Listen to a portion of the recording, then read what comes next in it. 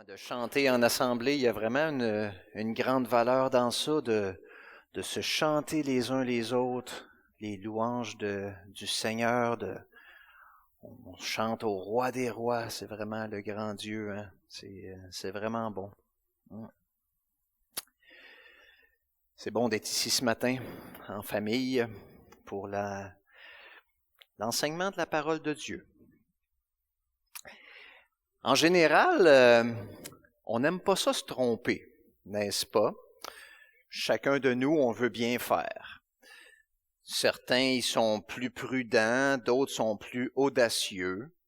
Certains appellent ça du courage, d'autres la témérité quand il y en a qui sont plus audacieux, mais tout le monde, on veut se tromper le moins possible, de façon générale dans la vie. Puis s'il y a quelqu'un qui est en autorité, qui nous dit de pas faire quelque chose, ben on souhaite le savoir exactement. Sois précis. C'est quoi exactement que ça implique? Puis si on se trompe, ben on peut se reprendre. Mais quand on a une instruction, ben on veut bien la comprendre. On veut mettre les chances sur notre bord, de bien la suivre. Aujourd'hui, tel que ça a été annoncé, on continue la série dans la lettre de Paul à Tite.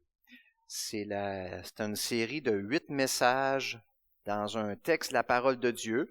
Puis là, aujourd'hui, c'est la suite de la semaine passée, qui était la suite de la semaine avant. Fait que là, on a 3 semaines en ligne là, sur le même texte.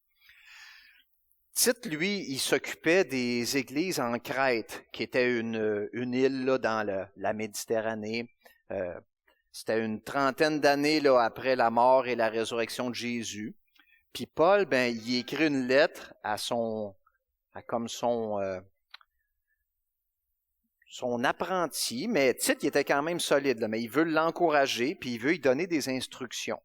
Fait que la lettre est adressée à Tite, mais elle est adressée aussi aux autres pasteurs qui étaient là dans les églises de Tite. Puis elle est aussi adressée à tous les croyants, parce que c'est la parole de Dieu.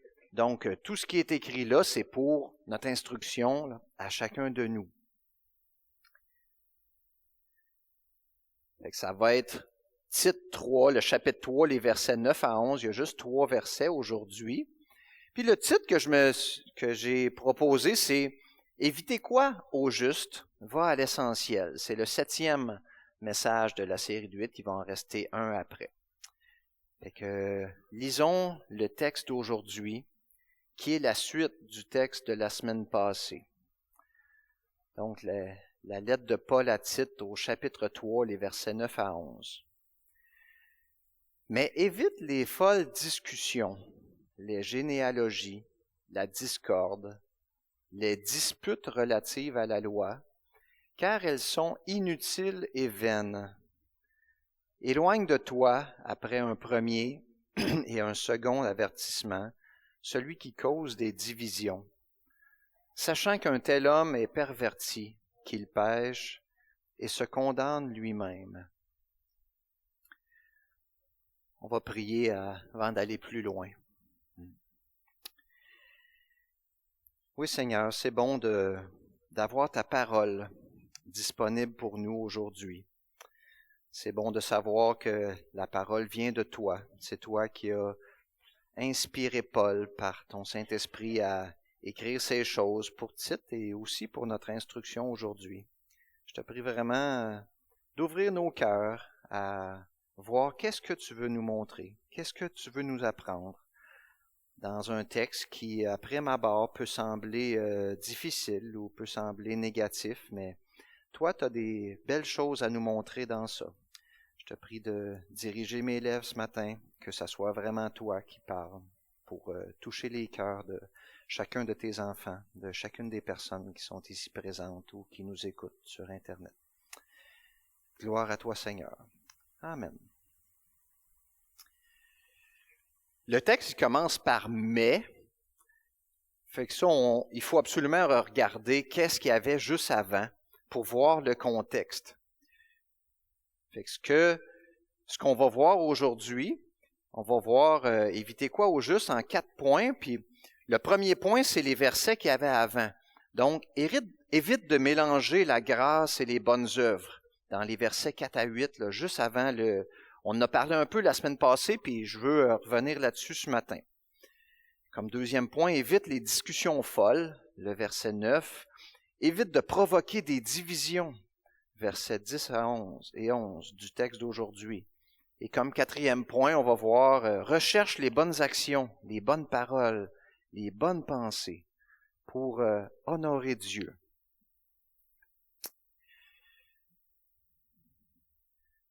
Évite de mélanger la grâce et les bonnes œuvres. Dans la lettre de Tite, il y a vraiment un lien direct entre la grâce et les œuvres. On avait vu ça la semaine passée. C'est un des passages de l'Écriture là, qui met vraiment l'accent sur ce sujet-là, qui a les deux, les œuvres puis la grâce. On pourrait vraiment se demander, finalement, c'est quoi qui est le plus important? Est-ce que c'est la grâce ou les œuvres? C'est quoi qui compte le plus, en fait? Pour répondre à cette question-là, il faut bien comprendre les deux termes, parce que la grâce et les œuvres, c'est pas des mots qu'on utilise souvent dans notre langage quotidien, ici au Québec.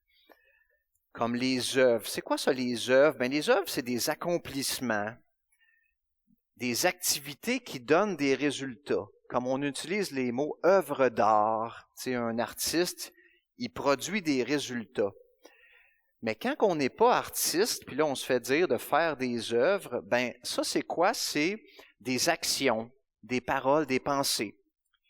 Finalement, être un bon gars, des fois on dit c'est faire des bonnes œuvres, c'est des bonnes actions, des bonnes paroles, des bonnes pensées. On peut rendre service, on peut encourager, on peut même penser positivement des personnes autour de nous. Fait que ça serait les œuvres, les actions, les paroles, les pensées. La grâce, elle, ça c'est un mot particulier, c'est utilisé dans la Bible beaucoup, mais lui non plus dans notre langage courant, on n'utilise pas souvent, en tout cas pas de la même façon que la Bible le fait. Dans la Bible, la grâce, c'est un bienfait. On dit que c'est un cadeau qu'on ne mérite pas. C'est une faveur imméritée. Mais ça, c'est difficile pour nous autres de bien comprendre ça parce que quand on y pense, souvent, même les cadeaux, nous autres, on considère qu'on les mérite. Parfois. Comme si c'est ma fête, là, je reçois un cadeau, je me dis, c'est bien, je le mérite, le cadeau, c'est ma fête. Ou bien, si c'est la fête des pères, si jamais j'ai un cadeau, je vais dire, c'est le fun, je le mérite, je suis un père, puis c'est normal. C'est normal d'avoir des cadeaux. Puis, si jamais c'est pas notre fête, il n'y a pas de fête, si c'est notre ami, on dit, c'est parce que je suis son ami. J'y ai probablement rendu un service au moment donné, il me donne un cadeau. Fait que dans le fond, là, on les mérite ce qu'on reçoit. Puis même dans la société, des fois, quand il arrive quelque chose de vraiment inattendu, un événement, une faveur, le monde, des fois, ils disent « je fais une bonne vie ». Fait que ça veut dire quoi? Ça veut dire que, étant donné que je fais une bonne vie, je mérite ce qui vient de m'arriver, qui est bien. Fait que il y a vraiment un défi là pour nous de comprendre que la grâce, c'est non mérité. On le mérite pas. Même si c'est pas un mot là, qu'on utilise dans le langage courant. Dans la Bible, souvent, ce que c'est dit, c'est que la grâce qu'on mérite pas, ça s'applique pour une personne qui va aller au ciel. Fait qu'on dit sauvé par grâce. Ça, c'est comme des synonymes, là. Sauver, c'est sauver de l'enfer. Donc, si tu vas pas en enfer, tu vas aller au ciel.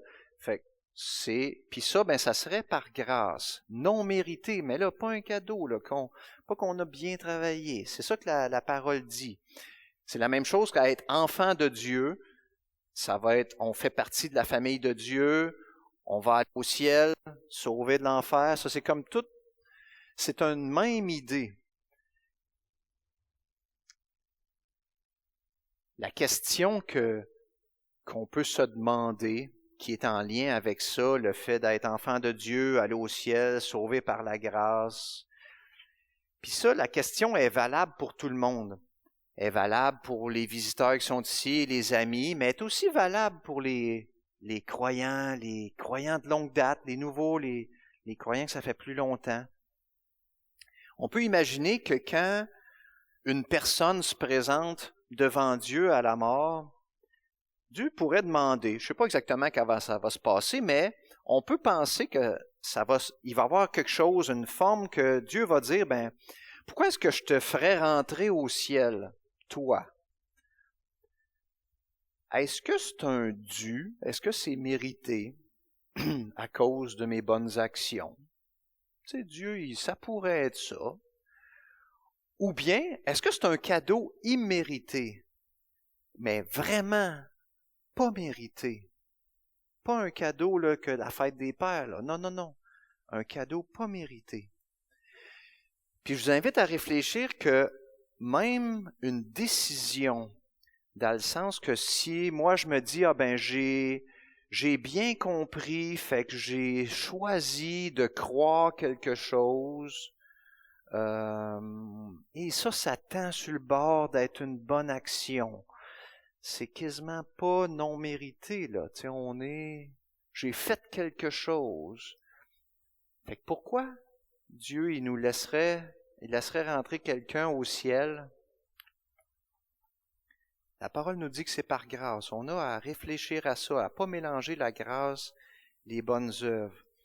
Paul, dans un autre texte, dans la lettre aux Romains, au chapitre 11, ça concernait le fait de faire partie du peuple de Dieu. Puis là, Paul écrit, « Si c'est par grâce, ce n'est plus par les œuvres. Autrement, la grâce n'est plus une grâce. » Fait que finalement, si c'est pas mérité, c'est pas à cause des bonnes actions, parce que sinon, ça serait plus pas mérité, ça serait mérité. Ça serait pas une grâce. Et si c'est par les œuvres, ce n'est plus une grâce. Autrement, l'œuvre n'est plus une œuvre. Si quelqu'un fait des bonnes actions, puis là, il mérite quelque chose, puis là, quelqu'un, il dit, tu le méritais pas, oui, les bonnes actions, sinon les bonnes actions seraient plus une bonne action. Tu sais, l'œuvre, elle serait plus une œuvre. Fait que finalement, c'est quoi le plus important? La grâce ou les œuvres, c'est quoi qui compte le plus entre les deux? Oui, les deux, selon Paul. Et on va lire le passage qui était juste avant celui d'aujourd'hui, qui nous met le contexte. Nous étions autrefois insensés, désobéissants ô Dieu. Insensé, là, ça c'est avoir perdu le sens de Dieu, ne pas saisir qui est Dieu, la folie, la rébellion, agir comme si Dieu n'existait pas. Ça c'était, Paul il écrit nous, là, il inclut là, tous ceux, là, tous les croyants. Là. Nous étions autrefois insensés, désobéissants ô Dieu.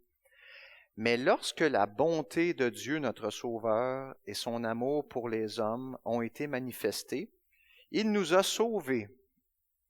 Il nous a sauvés non parce que nous aurions fait des œuvres de justice, des bonnes actions, mais en vertu de sa propre miséricorde, par le bain de la régénération et le renouveau du Saint-Esprit. Il l'a répandu sur nous, le Saint-Esprit, avec abondance par Jésus-Christ notre Sauveur, afin que, justifiés par sa grâce, c'est de ça qu'on parlait, là, justifiés par grâce pour la vie éternelle, pas mérité, afin que, justifiés par sa grâce, nous devenions héritiers dans l'espérance de la vie éternelle. Là, ici, l'espérance, là, c'est la certitude. Puis d'ailleurs, il dit tout de suite après, cette parole est certaine. Et je veux que tu insistes là-dessus, afin que ceux qui ont cru en Dieu s'appliquent à exceller dans les œuvres bonnes. Voilà ce qui est beau et utile aux hommes. Tu sais, on avait parlé là, ici, là, je veux revenir, Il nous a sauvés, nous qui étions autrefois insensés, désobéissants. Tu sais, des fois, là, il y a l'image pour être sauvé, là, mettons, quelqu'un qui est en train de se noyer, puis là, Jésus, il lance une bouée, la personne, elle attrape la bouée, puis là, elle s'en vient, fait que là, elle est sauvée de la noyade. Mais cette image-là est pas juste. En fait, là, la personne, elle serait couchée au fond du lac, morte. C'est ça qui est la condition de celui qui connaît pas Christ, qui connaît pas Dieu. Nous étions autrefois insensés, désobéissants, odieux. La parole a dit aussi qu'on est mort dans nos péchés. Fait que Jésus, il saute du bateau, il va chercher celui qui est mort au fond du lac, puis il l'amène. C'est pas la notion de prendre une bouée. Là. Celui qui est mort, il est pas apte à prendre une bouée. Là, ici, on disait, la parole est certaine. C'est ceux qui ont cru. Ça, c'est important de voir que ceux qui ont cru ce qui est écrit juste en haut, qu'ils sont justifiés par grâce, ben eux s'appliquent à exceller dans les œuvres bonnes. Il faut avoir vraiment cru que l'œuvre, elle vient, l'œuvre de salut, la bonne action d'aller chercher le pécheur au fond de l'eau, ça vient vraiment de Jésus. Le christianisme, être chrétien, puis l'Évangile, ça c'est quand même assez bien défini. Tu sais, Dieu, il est parfait, il a tout créé, il est tout puissant, il est juste, il est amour. Dieu, là, c'est l'être suprême, il est parfait. Moi, je fais des péchés. J'étais rebelle à Dieu. Je vivais comme s'il n'existait pas. Ça mérite une punition. Ça mérite vraiment une punition de ne pas honorer Dieu comme étant le Dieu Tout-Puissant. Mais Jésus, il a payé à ma place la punition que je méritais. La punition, elle était méritée, mais le fait que quelqu'un d'autre paye à ma place, ça c'était complètement pas mérité. Je le crois que c'était pas mérité, je le crois que Jésus a payé, puis par la foi, je vais aller au ciel, auprès de Dieu pour l'éternité, la vie éternelle. C'est ça, dans le fond, le christianisme. C'est ça, être chrétien. C'est ça, la bonne nouvelle. Il y avait une mauvaise nouvelle, la punition méritée. Il y a la bonne nouvelle que Christ a payé. C'est tout. Puis la foi, le fait de croire ça, ça mène aux bonnes œuvres, ça mène aux bonnes actions. C'est pour ça que Paul, dans le même verset, il dit que ceux qui ont cru, ils vont s'appliquer à exceller. Hey, c'est quand même pas mal, là. Ils vont faire des efforts. Dans la parole, ça le dit, faites tous vos efforts pour faire le bien autour de vous. Puis ça, il dit même que c'est beau et utile aux hommes. Il faut vraiment pas oublier que ça s'applique à ceux qui ont cru. Parce que celui qui n'a pas cru, il est comme pas apte à exceller dans les œuvres bonnes. C'est ce que la parole nous dit.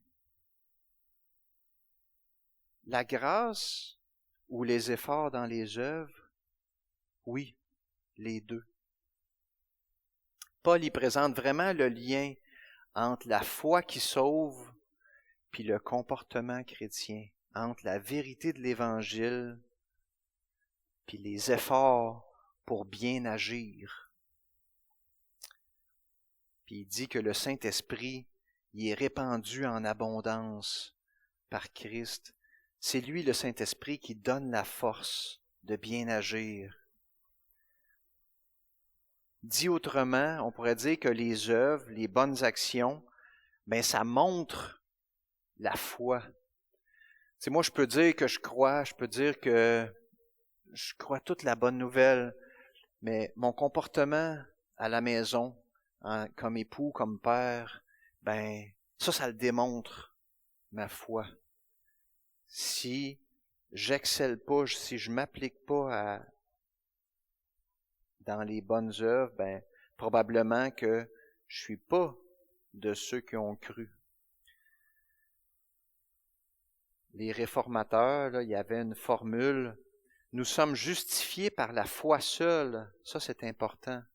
Mais pas par une foi qui est seule. C'est une belle phrase. Tu sais, la foi seule. Mais la foi, elle, est pas seule.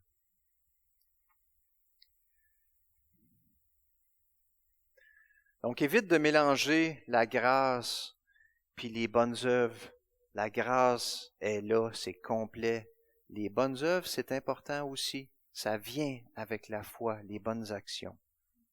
C'est notre premier point. Évite les discussions folles. Le texte continue, c'est juste après. Mais évite les folles discussions, les généalogies, la discorde, les disputes relatives à la loi, car elles sont inutiles et vaines. Le mais, là, il implique que c'est les mêmes personnes, là, les mêmes sauvés, ben, ils peuvent aussi s'égarer dans autre chose. Tu sais, les folles discussions, là, c'est clair que c'est un problème pour les non-croyants, mais Paul y écrit à Tite, « Toi, évite les folles discussions. » Fait que ça s'applique à lui aussi. Ça s'applique aussi aux croyants de faire attention à ça, d'éviter. Quand on parle de la loi, là, les disputes relatives à la loi, on parle de la loi de Moïse dans la parole de Dieu. La loi de Moïse, là, c'est les 10 commandements, c'est plusieurs autres règles là, qui sont données par Dieu dans l'Ancien Testament. Le mot « folle » que j'ai souligné, mais ça c'est le premier mot du verset. En grec, souvent, le premier mot du verset, c'est lui qui est comme le punch. Ça veut dire absurde, insensé, vaine. Tu sais, c'est d'avoir une attitude critique, là, les discussions, l'attitude critique vive, agressive. Puis là, ça mène aux disputes, à la discorde, à les querelles. En québécois, on pourrait dire les ostinades de toutes sortes. C'est vraiment inutile, c'est vain. Il y a un aspect dans ça, je fais une petite parenthèse, qui est un peu une surprise, c'est que les généalogies puis la loi, ben, ça fait partie de la parole de Dieu. Fait que si quelqu'un disait, il faut pas s'occuper pantoute des généalogies, ben, ils sont dans la parole de Dieu, puis on dit souvent que tout le conseil de Dieu est là pour nous. Fait que, de quoi qu'on parle exactement? Tu sais, les généalogies, dans la parole, c'est utile pour montrer la fidélité de Dieu envers ses promesses. Tu sais, Dieu il avait promis à Abraham que sa descendance serait bénie, qu'il y aurait un grand peuple. Fait que ça, il y a une notion là, de généalogie dans ça. Dieu il avait aussi promis à David que ses descendants, c'est sur le trône, que le roi glorieux, il viendrait de sa lignée. Fait que là, il y a une notion de généalogie dans ça. Il y a un autre aspect aussi, c'est que les généalogies, ça montre la réalité du récit, la véracité des personnages. Il y en a une dans l'Évangile de Luc, fait qu'on est dans le Nouveau Testament, au chapitre 3. Là, il y a plusieurs versets, j'ai résumé ça, mais on lit dans la parole de Dieu. Jésus avait environ 30 ans lorsqu'il commença son ministère. Il était, comme on le pensait, fils de Joseph, fils d'Élie. Là, j'ai mis 3 petits points là, parce qu'il y en a plusieurs autres. Là, dans un verset de 23 à 38, là, il y en a beaucoup. Puis là, un peu plus loin, on arrive à fils de Nathan, fils de David, qui est le roi David, là, qui a combattu Goliath. C'est lui. Après ça, là, il y en a d'autres. Là, après ça, fils de Boaz. On avait étudié récemment là, Ruth.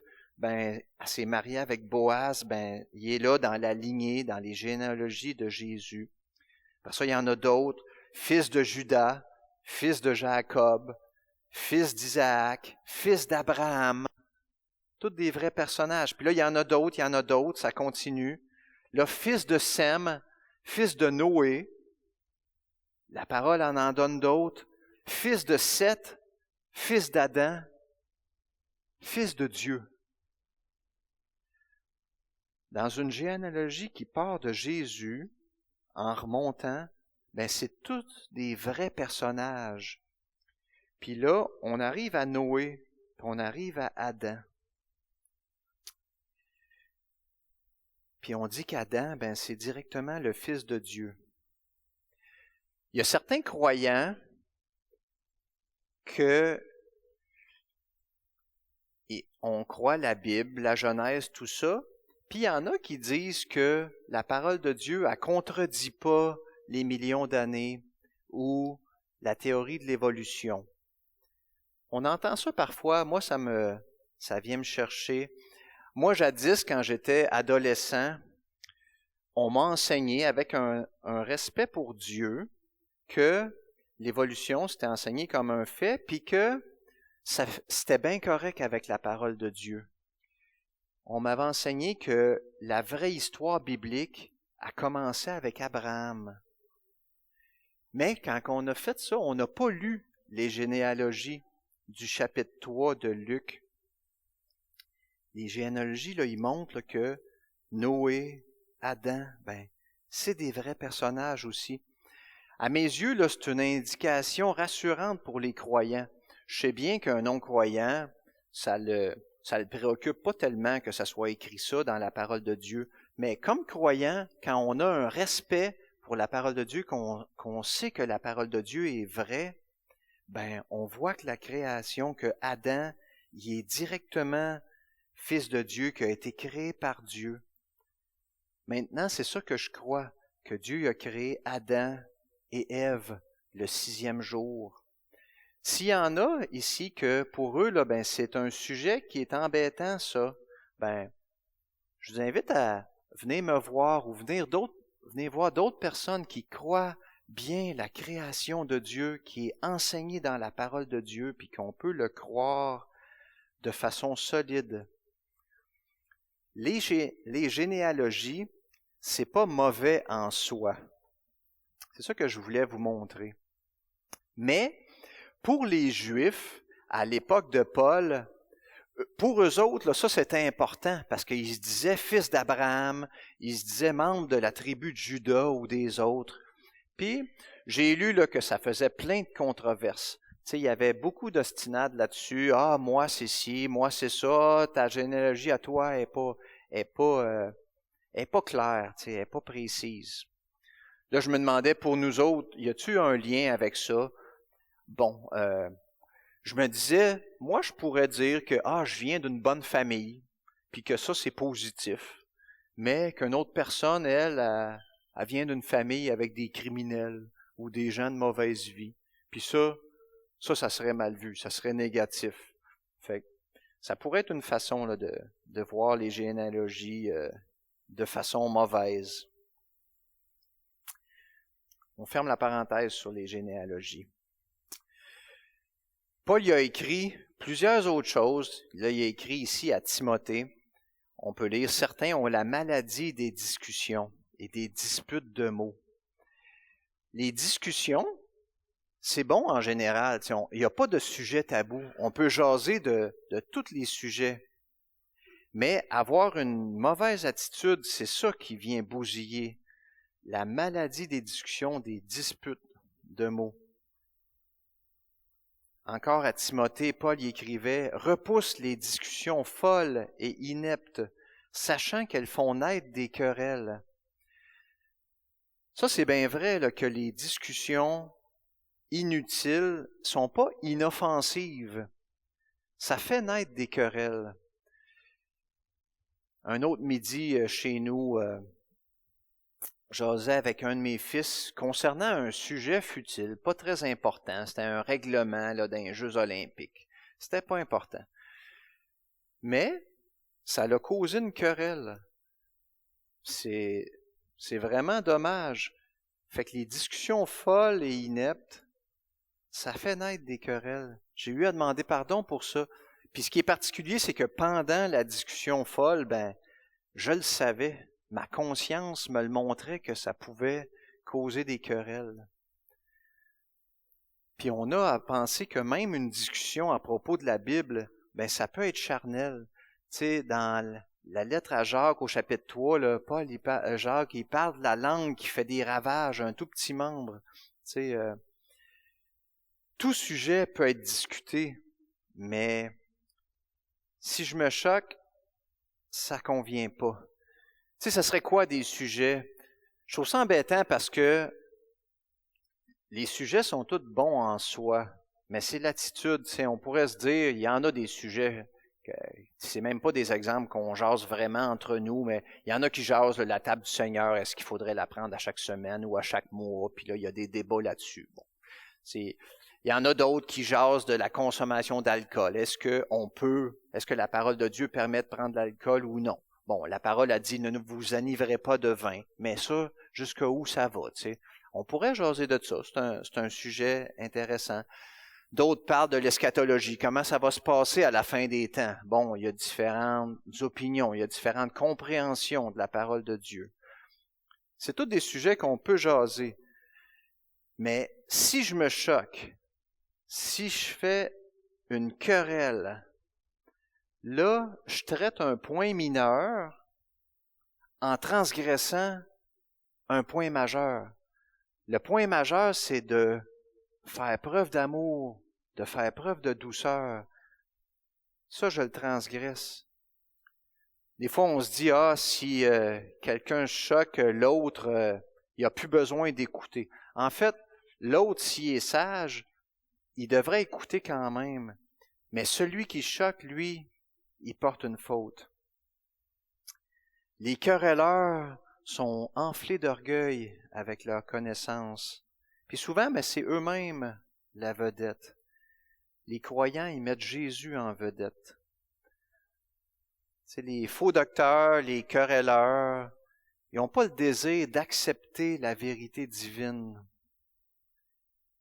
Les croyants, ils acceptent l'autorité de l'Écriture, puis ils peuvent discuter de la signification de la parole de Dieu et d'autres sujets aussi. Dans la lettre de Jacques, si quelqu'un pense être religieux sans tenir sa langue en bride, mais en trompant son cœur, la religion de cet homme est vaine. Jésus aussi a parlé dans le même sujet. C'est Jésus qui parle. Vous avez entendu qu'il a été dit aux anciens, jadis dans la loi de Moïse, tu ne commettras pas de meurtre. Celui qui commet un meurtre sera passible du jugement. Mais moi, je vous dis, quiconque se met en colère contre son frère sera passible du jugement. Celui qui dira à son frère, raka, ça veut dire imbécile, ça peut être dit sous un autre ton que ça souvent, sera justifiable du Sanhédrin. Celui qui lui dira insensé sera passible de la géhenne de feu.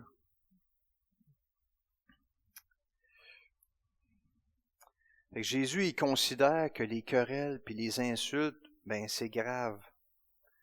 Quand on y pense vraiment, là, les querelles, ça donne jamais des bons résultats. Est-ce que ça vous a arrivé de se mettre en colère contre quelqu'un, puis là, d'y expliquer quelque chose, puis là, d'insister, puis d'être en colère, puis là, l'autre personne, merci, c'est tellement bon ce que tu me dis, j'ai compris, puis je vais changer mon approche, c'est merveilleux. C'est quand même assez rare que ça arrive. En fait, ça arrive jamais. Puis un autre problème, c'est que dans une querelle, on parle pas de Jésus. C'est pas ça qui arrive. Donc, évite les discussions folles au verset 9. Évite de provoquer des divisions, comme troisième point, versets 10 et 11. Éloigne de toi, après un premier et un second avertissement, celui qui cause des divisions, sachant qu'un tel homme est perverti, qu'il pêche et se condamne lui-même. Il y a un commentateur qui disait que la notion de division ici, au temps de Paul, c'est pas juste une question de doctrine, c'est vraiment d'être provocateur de dissension, avec entêtement. Ça créait des divisions entre les frères et sœurs. On parle là, de membres de l'Assemblée ou des gens de l'extérieur, mais qui seraient comme enrôlés, qui seraient vraiment dedans dans des discussions folles.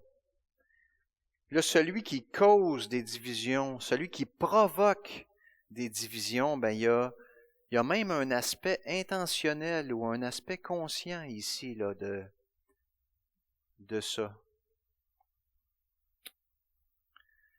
Sachant qu'un tel homme est perverti, qu'il pêche et se condamne lui-même.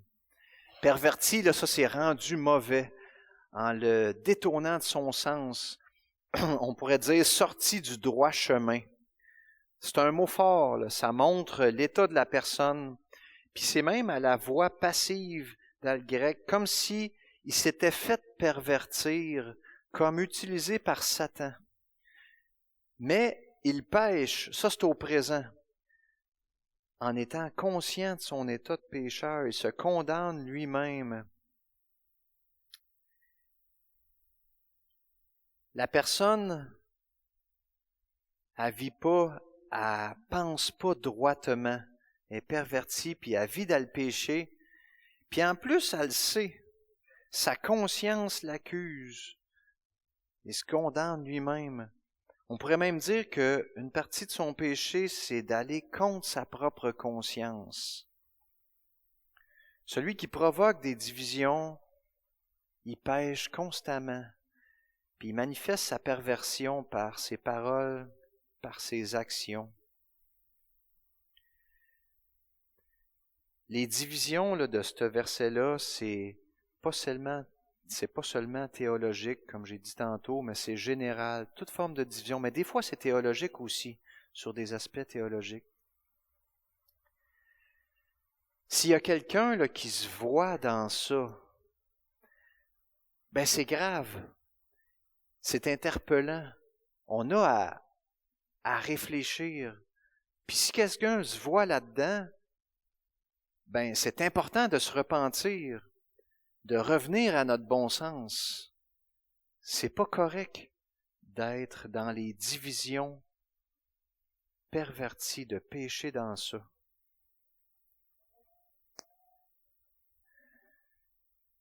Paul y écrit dans la lettre aux Romains au chapitre 16, « Je vous exhorte, frères, à prendre garde à ceux qui causent des divisions et des scandales. » Donc, c'est pas juste dans la lettre à Tite.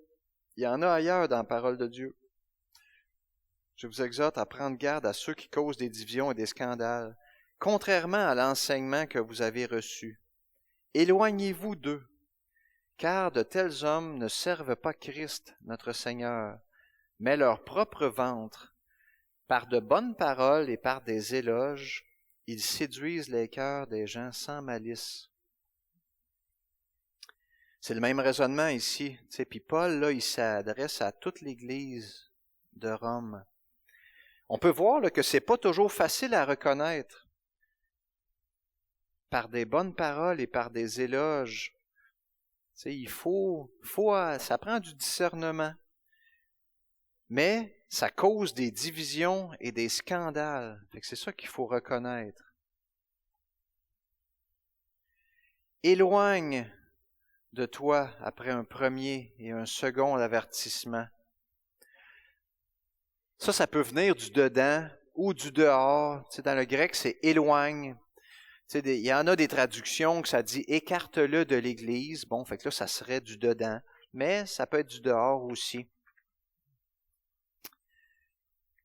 Dans le fond, ce que ça dit, c'est que un membre avec un esprit de discorde, il devrait être exclu, mais tout en respectant un processus transparent après un premier et second avertissement. Paul, il dit d'avertir, mais par la suite, 2 fois d'avertir, mais ça serait du temps perdu. C'est pour Tite ou un autre serviteur, en plus de donner de l'importance aux contradicteurs. Il y a un commentateur qui dit commentateur biblique, je veux dire, là, que le écarter, ça ne parle pas d'excommunication, mais de mettre à l'écart, afin de gagner le frère, avec patience, ou la sœur évidemment, et non de se débarrasser de la personne. 2 Timothée 2, 23 à 25, Paul écrit « Repousse les discussions folles et ineptes, sachant qu'elles font naître des querelles, on l'a vu tantôt. Or, il ne faut pas que le serviteur du Seigneur ait des querelles. Il doit au contraire être affable envers tous, avoir le don d'enseigner et de supporter.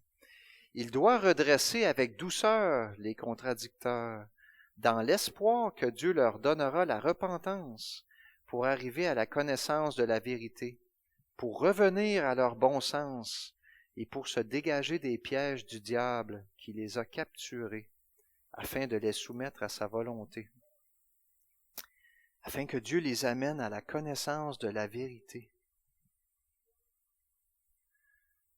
Dans 2 Timothée 2, « Voilà ce que tu dois rappeler en adjurant devant Dieu qu'on évite les disputes de mots qui ne servent à rien, sinon à la ruine de ceux qui écoutent. » Et un peu plus loin, « Écarte les discours vides et profanes, car ceux qui les tiennent avanceront toujours plus dans l'impiété. » Les disputes de mots, ça amène la ruine et l'impiété. Paul aussi, quand il était avec les anciens d'Éphèse avant de les quitter pour une dernière fois, « Je sais que parmi vous s'introduiront des loups redoutables qui n'épargneront pas le troupeau, et que du milieu de vous se lèveront des hommes qui prononceront des paroles perverses pour entraîner les disciples après eux. Veillez donc. »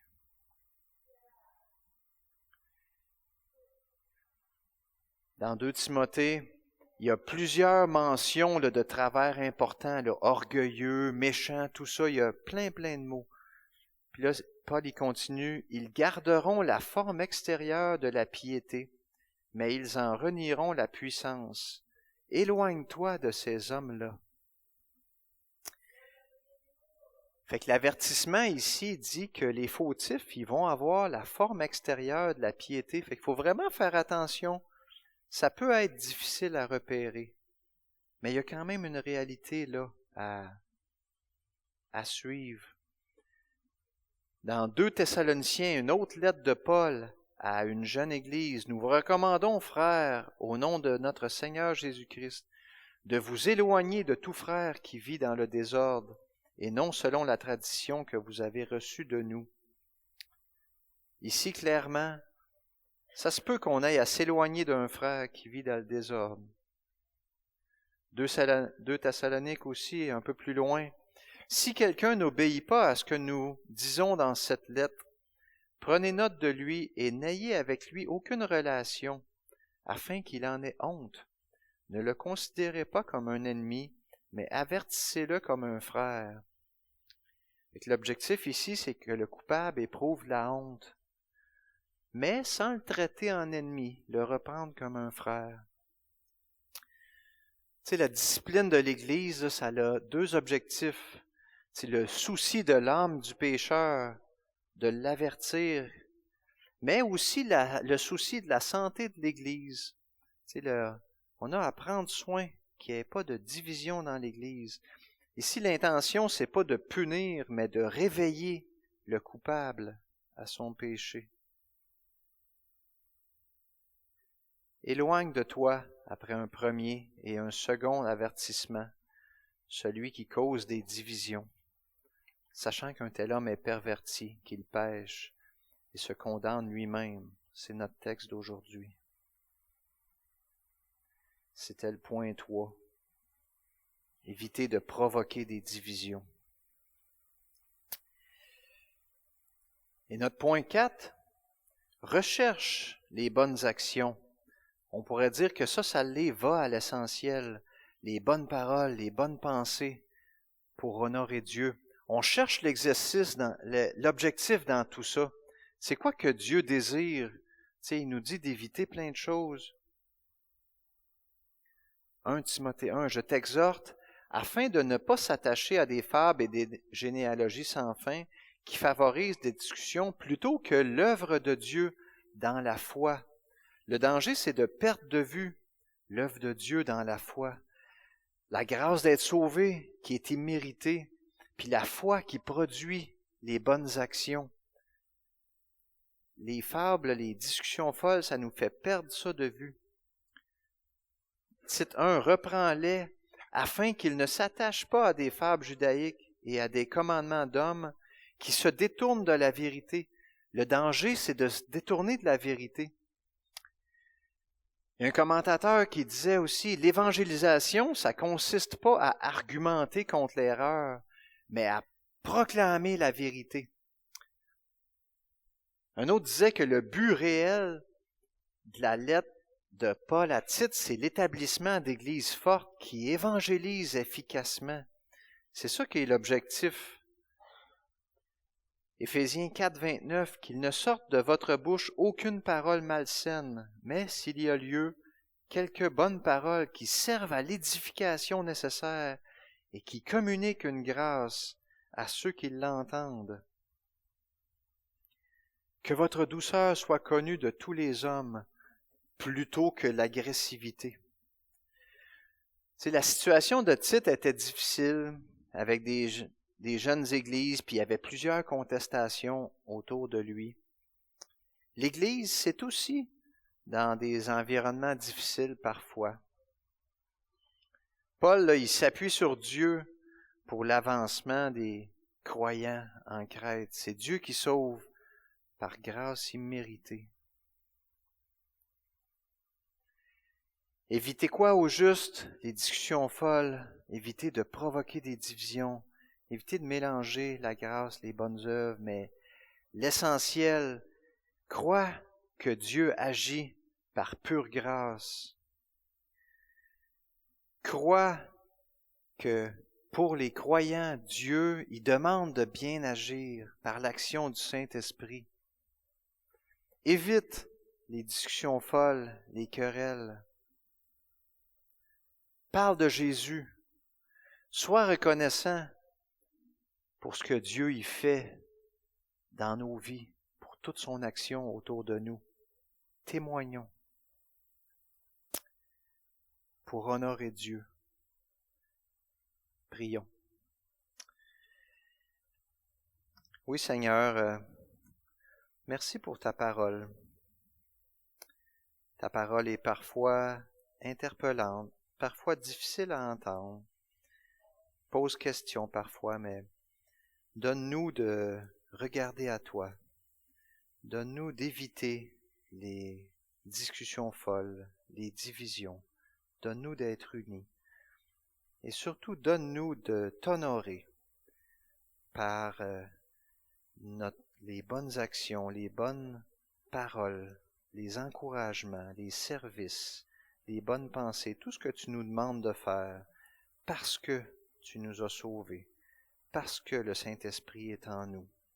Et renouvelle en nous la paix et la joie de t'appartenir. Que cette parole soit une parole certaine pour chacun de nous, pour ta plus grande gloire. Amen.